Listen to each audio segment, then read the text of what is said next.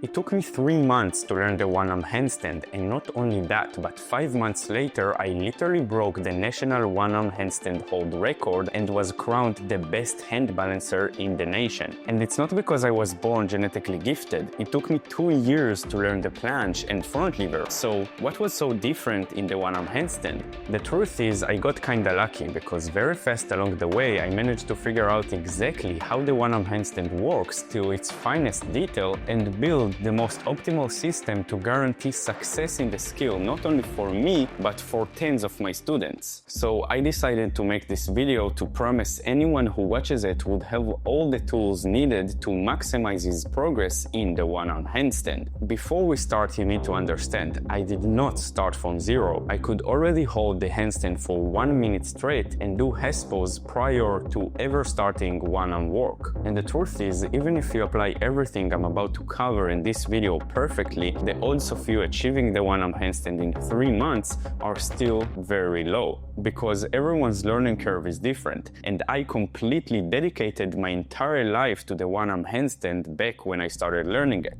But the purpose of this video isn't to teach you the one-arm handstand in 3 months, but uncover the 4 most important principles that helped me and my students maximize our one-arm handstand progress. And the truth is, if you manage to apply everything correctly, it will work for every calisthenics skill out there, not only the one-arm handstand. But every principle must coexist with the others. Only trying to apply one of them would be like trying to press on the gas when the car is in parking, turned off, and has no wheels. You'd go nowhere. So make sure you watch and listen to this video very carefully, and feel free to drop a comment if you have any other questions. I answer everything. The first principle is understanding the progressions. I started learning the one-arm handstand back in 2020, and all the knowledge I had about it came from a 2-minute long video by Vitaly Melnik. Shout out to the OG.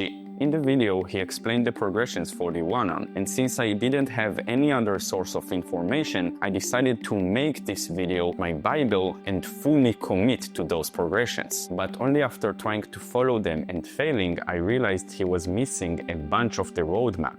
The first progression in his videos was the 5 fingers assisted one-arm handstand hold, but even though my handstand level was already pretty good, I wasn't even close to doing it, because the gap between a normal handstand and the 5 fingers assisted was way too big, and I realized that at this rate achieving the one-arm handstand is impossible. But instead of giving up, I decided to create my own progression, and after a lot of trial and error, I came up with the elevated handstand.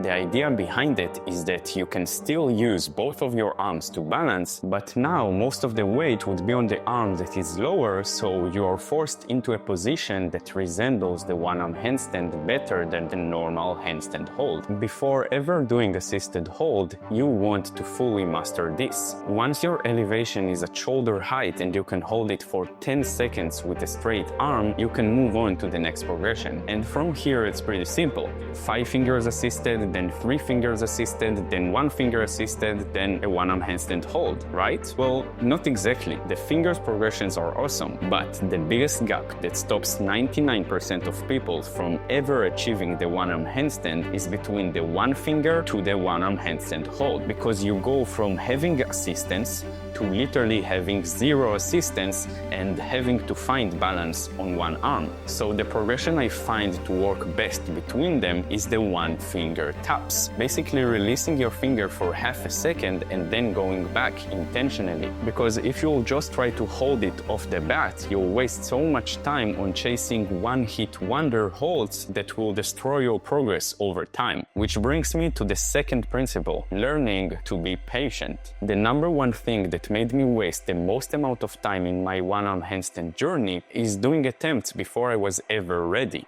And I've seen it happen tens of times with other athletes. There's this tiny moment in your hold where you feel like if you just release your finger, you'd be able to hold it. But that's what I like to call the balance devil trying to hold you back from ever reaching your goal. It gives you this strong sense of confidence coming from the greed of achieving this skill as fast as possible. But even if you do get one lucky hold, the hundreds of failed attempts where you weren't even close to holding it would never ever be worth it.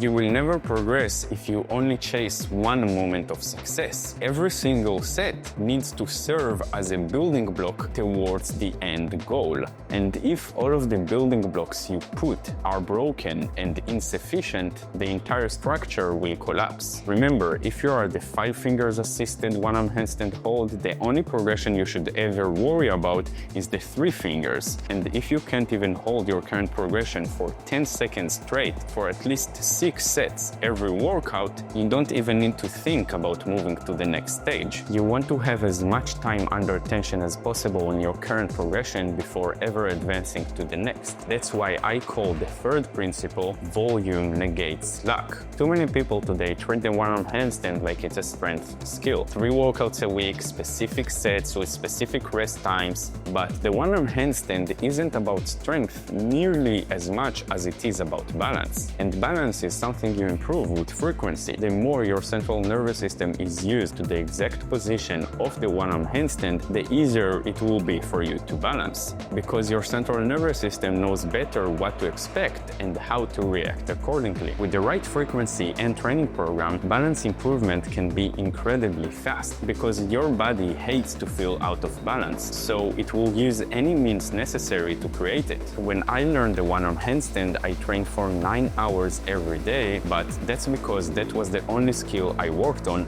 and my body was able to recover well enough to allow me to do so. If you're here, you're probably working on skills like the planche and front lever together with the one-arm handstand. So if you like your body, I'd recommend starting with 30 minutes of daily one-arm handstand work and slowly build up your way safely and without ruining your progress in the other skills by listening to your body and seeing what works for you. That's one of the most important things I help my students do. If you want to save the time that it will take you to go through trial and error and not have to run tests on yourself that can end very badly, I've already helped over 50 athletes this year alone build the right system that fits them specifically so they can maximize their progress as fast as possible. And if you want to work with me as well, in the description or the pinned comment, there is a link to book a one-on-one call with me where we will be able to see exactly where you are, what's holding you back, how we can fix it, and if you fit my one-on-one coaching. If you want, you can click it and we'll talk soon. The last principle is probably the most important because you can apply all the previous principles correctly, but if you won't stay mindful, you won't see any progress. But what does staying mindful mean? I'm not talking about trying to be some kind of monk doing meditations or anything like that. What I mean is basically understanding what's happening now. The most important thing I was able to perfect when learning the one-arm handstand is being present in the moment. Constantly analyzing how I feel, what I did right, what I'm doing wrong, and fixing it in real time. Because who do you think would see more progress? The athlete who does a set, fails, and simply tries again? Or the athlete who fails, asks himself, why did I fail? What do I do wrong? How do I fix it? And tries again, but now better. So many people today say calisthenics is about consistency, just showing up every day, putting in the work, and doing the same thing over and over again until it works. But if you keep doing the same workouts, if you keep doing the same exercises, you'll keep getting the same results. Calisthenics isn't about consistency. It's about trying to consistently get better. It's about trying to improve every single training, every single set, and that goes the same for the one-arm handstand. After every set, start asking yourself a simple question. What just happened? What did I do wrong? What did I do right? What do I need to do better next set so I can fully maximize my performance? But sometimes it can get really difficult trying to figure out all of your mistakes alone. But what if you had the knowledge of 200 different athletes ready to help anytime? That's exactly why I built a free WhatsApp group where you get access to hundreds of athletes who you can get help from